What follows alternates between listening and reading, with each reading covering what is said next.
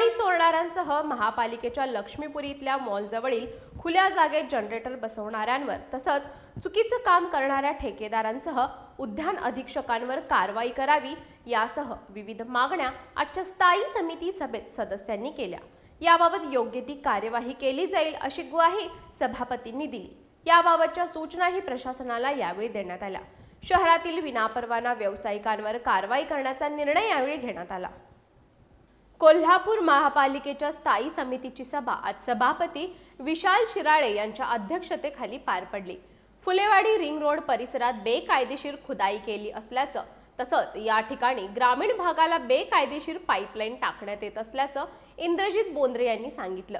हे काम कोणाच्या सांगण्यावरून सुरू आहे असा सवाल त्यांनी विचारला।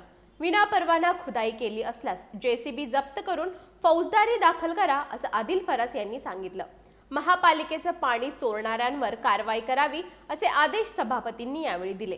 लक्ष्मीपुरीतील रिलायन्स मॉलच्या मागील बाजूला असणाऱ्या महापालिकेच्या खुल्या जागेत जनरेटर बसवणाऱ्यांवर कारवाई करावी अशी मागणी प्रतापसिंह जाधव सरकार यांनी यावेळी केली। शहरातील बांधकामांच्या साहित्यामुळे नाल्यातील पाणी चॉकअप होत असल्याचं प्रतिज्ञा उत्तुरे यांनी सांगितलं। पार्किंग नसलेली हॉस्पिटल्स आणि हॉटेल्स सील करावीत अशी मागणी आदिल फराज यांनी केली। अनधिकृत व्यवसाय धारकांवर कारवाई का होत नाही असा प्रश्न प्रवीण केसरकर यांनी विचारला। साळोखे नगर इथला हॉल पुन्हा सुरू करावा असं नेहा तेंडुलकर यांनी सांगितलं। श्रीमान योगी रणजित देसाई सार्वजनिक ग्रंथालयात खासगी संस्था कराराचा भंग करून व्यावसायिक स्वरूपाचे उपक्रम राबवले जात असल्याची तक्रार अमर समर्थ यांनी केली।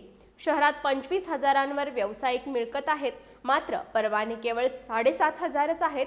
त्यामुळे विनापरवाना व्यावसायिकांवर कारवाई करण्याचं यावेळी ठरवण्यात आलं।